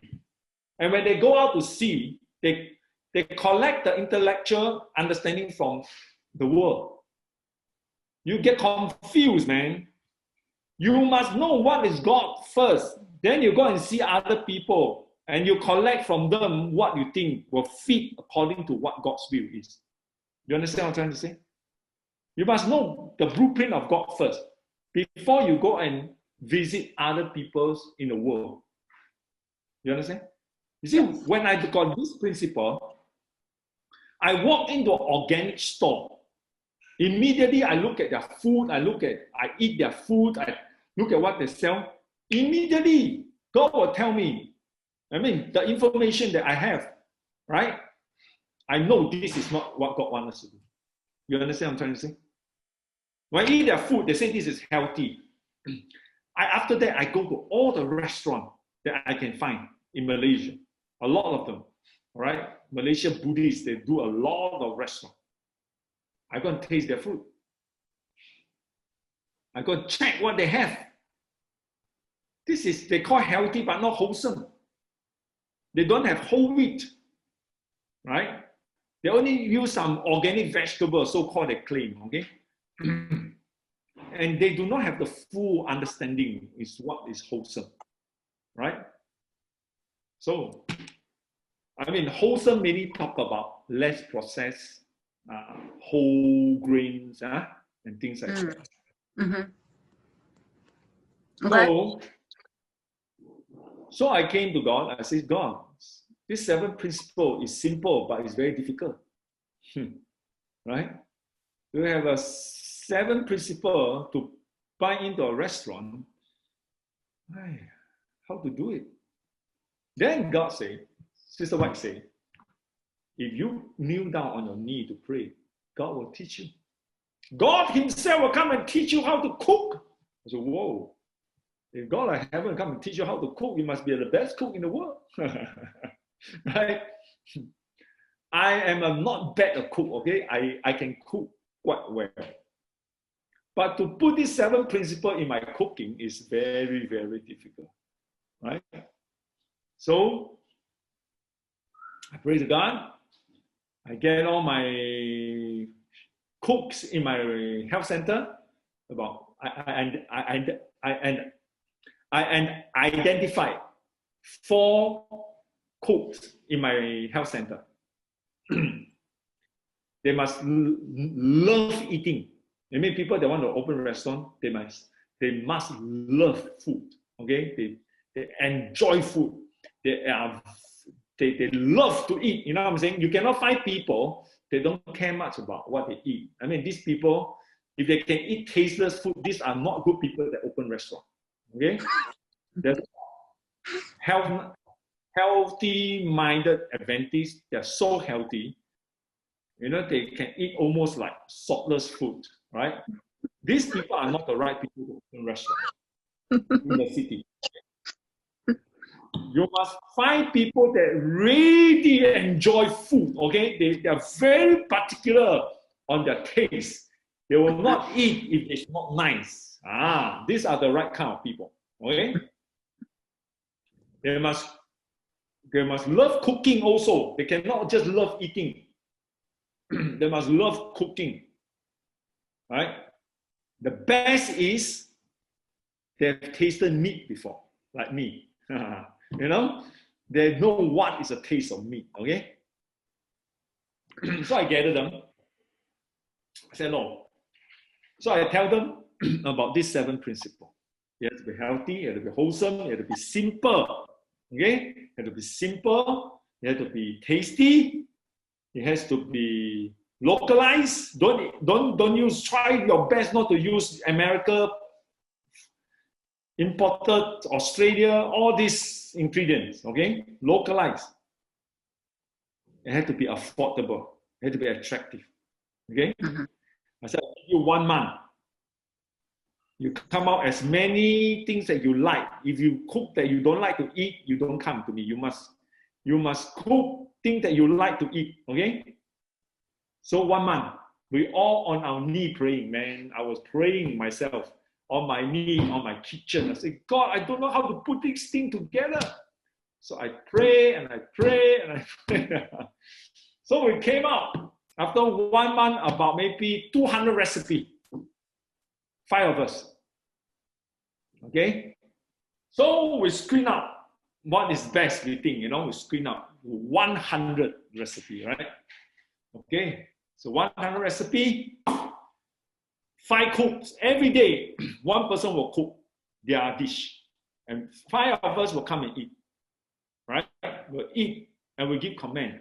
Nah, this is too salty. This should be more. You know, I say, you know, cook, they cannot take too much criticism, you know. They like to hear everything is good. I say, we are very honest, okay? You must be able to take all what we say. So, everyone cook, we eat, we will write down. No, this has to improve. It's not good enough, you know? We work and work and work for 3 months. After everything was done, we think this is the best, right? Then we got to invite about 30 to 40 people to come to eat our food. And they have to be, some of them are health, they like health, some of them they don't like health, some of them they eat meat, some of them are not vegetarian. We ask them to come. We cook for them to try all the food that we come up. And we want their own honest opinion about the food, the arrangement, the decoration, the price. What is the price you think is suitable? You know, everything. So we have one day, all these people come and eat. Now, not we that say, now the outside people say, right? They come and they test. After doing everything they test, we collected all the comments from this. And these people that we call them to come is people that love to eat, okay? Not anyone. People that really go out to a lot of restaurants to eat, yeah? We call them to come. They come from Kuala Lumpur, from the city. They come from everywhere, yeah? We cook for them. From dessert to drinks to food to all kinds of things, we cook for them, okay? After they give a good comment, we come back and we analyze all their comment. Then we come up with the whole recipe. And the recipe is, we do our best to do 70% to 80%, 70% pre-cook, so that we have less work in the restaurant, right? We can have a central kitchen to prepare the food, and we send it once a week to the restaurant. And then they can run it. So at least more than 50 to 60% of the work is done in the central kitchen. And then the tastes are more controlled. Yeah. So they only need to heat the things up. They just need to do the minimum so that I can open many other branches. And but still, David, just like, yeah. you said you sold this. Yeah. I haven't reached there yet. So what is, so we after 1 year of preparation, okay, 1 year of preparation. Now 1 year of preparation, we started the restaurant in a city. Okay, I have 49% investor from the ASI member from Malaysia, right? 51% from Aenon, all the capital to start the first restaurant. So we started. It was very good business, full pack. I mean, the restaurant is not very big. It's called Aenon Health Kitchen. Aenon Health Kitchen, right? And yeah. But you couldn't evangelize, so you sold it. Yes. I tried to talk to all the churches, pastors, church member, leader. I went to their church board. I go to preach.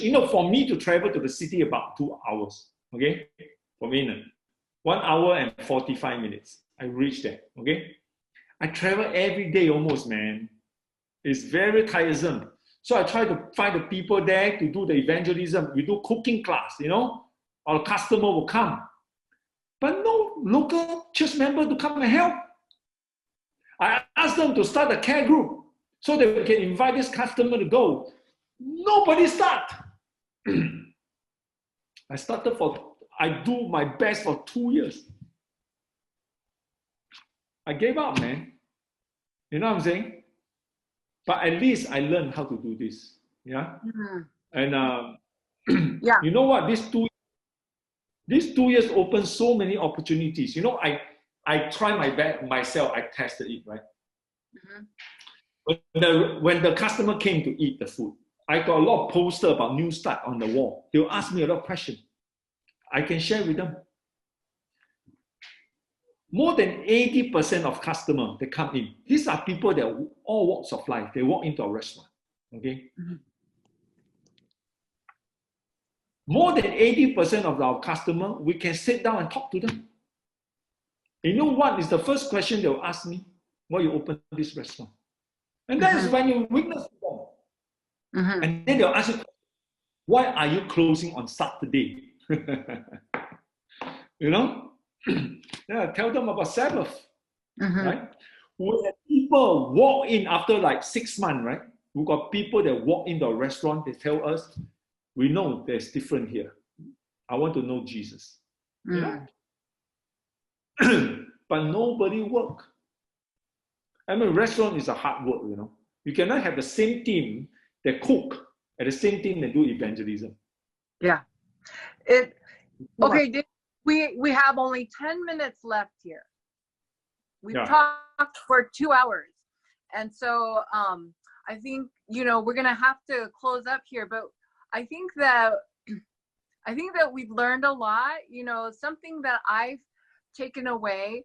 And if anyone just is joining us kind of late, I would highly recommend that they listen to your testimony on Audioverse. You're going to hear some of the same stories, but we got to learn a few more of the details. But what I really appreciated is that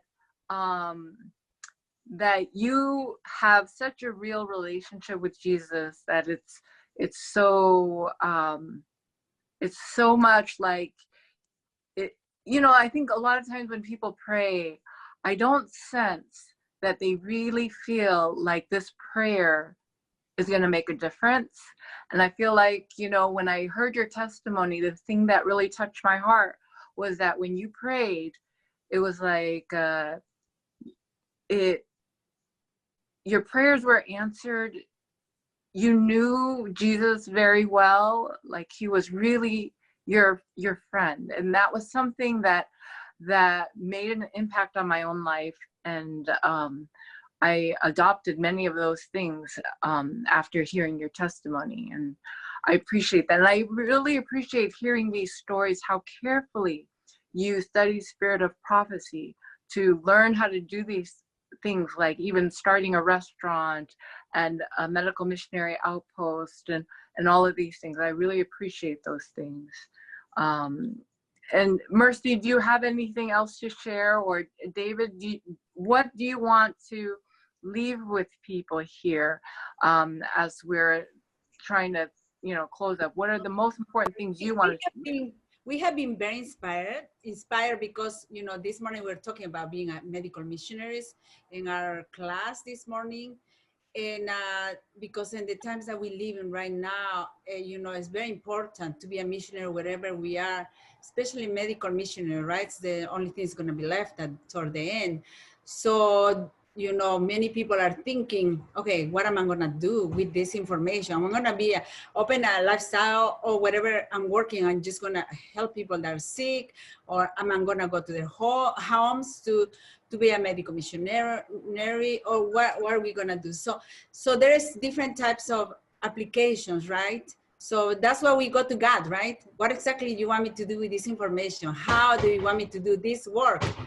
And so I think it's very important these times that we apply all this information God has for us to do something with it.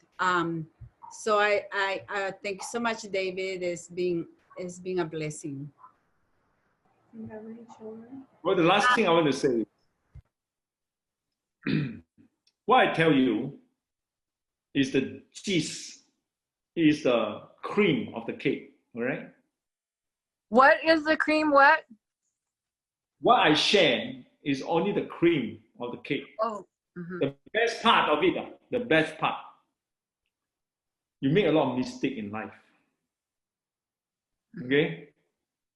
90% is struggle. A lot of unlearn, a lot of learning, a lot of mistake. I make terrible mistake. Mistake that I cannot even forgive myself. Okay? David, can I ask you something? David, you made those mistakes even though you were praying, and you were hearing God's voice. You made those mistakes. Like even you, how can you explain that? I make mistake when I don't ask God.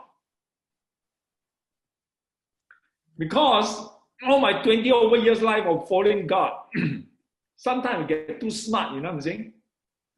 You don't ask God all the time. When things get too well, we don't ask God so much anymore. When I feel weak, that is the time I don't make mistake. When I feel strong, there's the time I make so many mistakes in my life. That is my only advice to anyone. Depend on God. Don't depend on yourself. Yeah. Don't end up like Solomon. Don't end up like anyone that is in the Bible that depend on himself. Okay. You don't need to think what you need to do. Mm-hmm. You just need to get close to God and surrender your life to God. And God will tell you what to do. So don't worry what you need to do. Our job is to come to our master. It is not your plan, it's God's plan. Right? You go and ask God, why go and think so hard what you want to do? How smart are you? Go and ask God. Spend your time with God. Surrender your life 100%, not 99%, all to God. Then God will tell you what to do. Amen, amen. There's a couple questions before we close. It says, what is the closer airport to your center? And the other question is, when looking for workers, helpers for your restaurant, what qualifications were you looking for? How much experience, knowledge, ability were you asking people to have? How many people meet all those qualifications? First question, the airport is 1 hour and 30 minutes from Aenon. It's called Kuala Lumpur International Airport. Okay, there's two airports. This one is budget airport, another one is normal airport. Okay, Kuala Lumpur International Airport, 1.5 hours. We got a lot of health guests. Every month we go and have taxi to go and pick them up. because most of the guests is from overseas. And the next question is again what? About the restaurant? Yeah, it was like, how did you choose your employees for the restaurant? How did you go about doing that? Okay, restaurant. Remember this. You don't need Adventists to be the cook. Okay? People with vision want to share the gospel, don't make them cook. Make them manager. Make them the one that serve the customer. You can take secular people to go and chop the vegetable, to go and heat up the food. You don't need dedicated people to go and cook. Okay? So in my restaurant, I try to find Adventists, but Adventists is very difficult to find. They think they are gold. Yeah? They don't know what they are, man. Okay? Adventists is too hard to serve.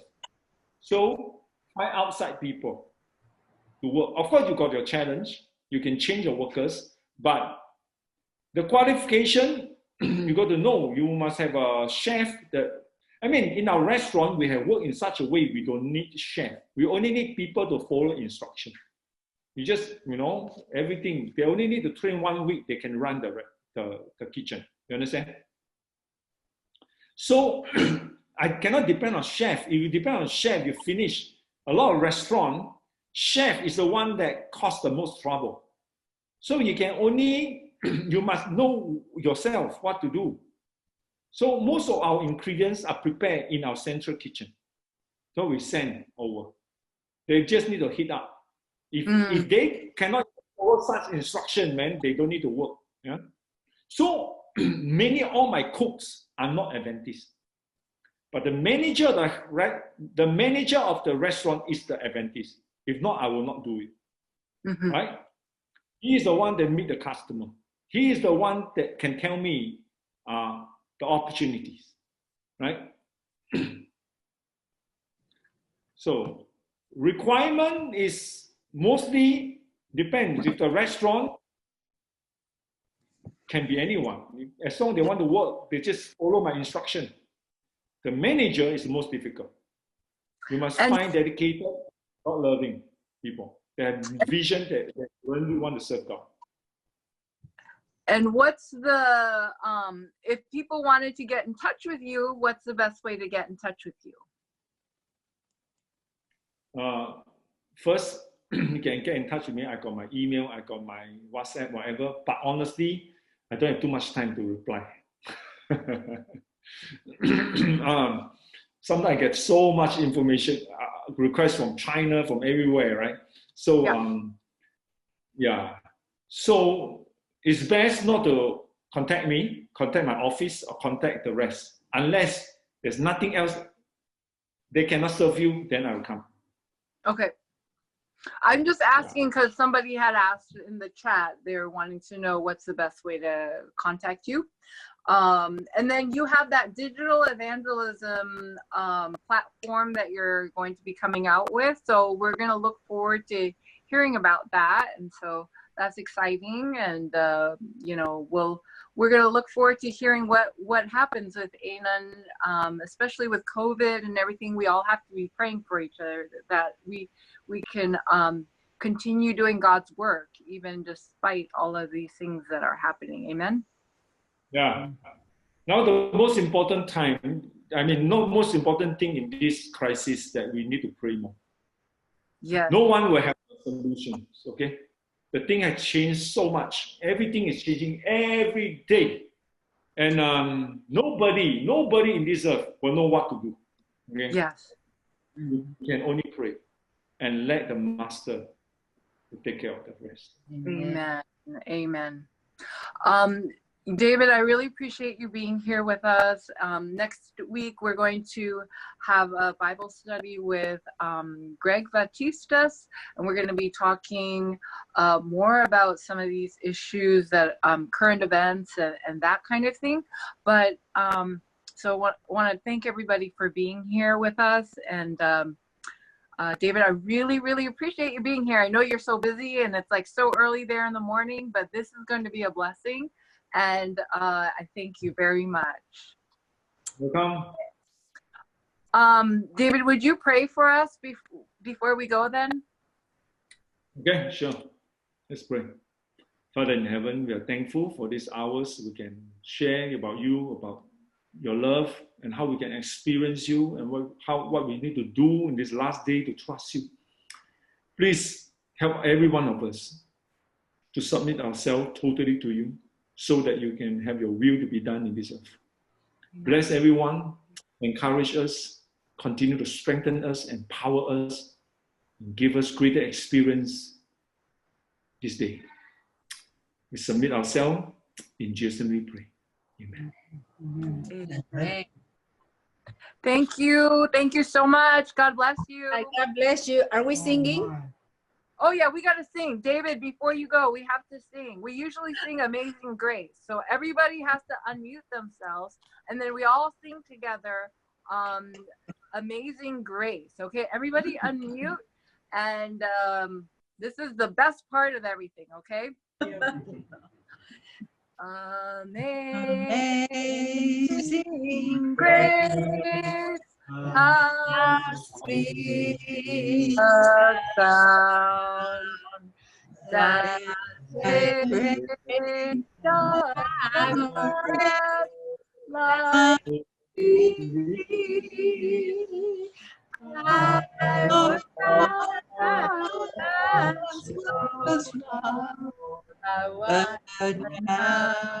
how I'm found was blind, but now I see. Thank you. Thank you. God bless everybody. God See you all the other bless. Have a great day. Happy Sabbath. Okay, here we go.